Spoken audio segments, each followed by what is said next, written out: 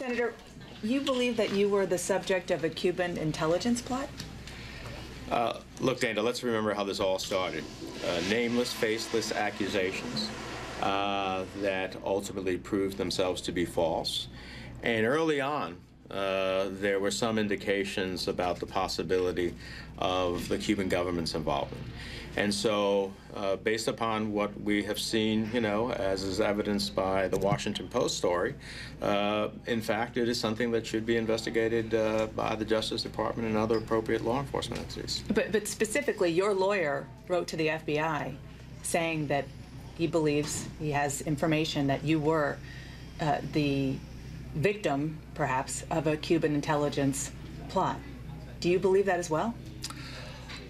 Look, he's your lawyer, obviously. Right. Well, look, I'm not free to comment on my lawyer's communications with the Justice Department, but simply to say that this has been out there for a while.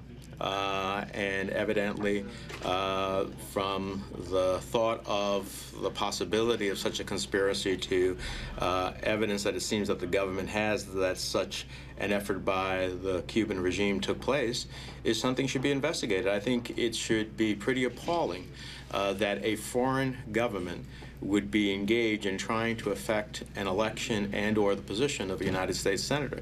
And if that can happen, then I think there's real consequences for our democracy. So I hope that the authorities will investigate and come to the bottom of who was engaged. Is that what you think happened, that you are somebody of Cuban descent? You have not ever made it a secret, your opposition to the Cuban government. You were about to become the chair of the Foreign Relations Committee, and do you think that's what it was? Well, let's put it this way. For 22 years between the House and the Senate, I have had a firm position in opposition to the Cuban regime that violates the human rights, the democracy of the people of Cuba.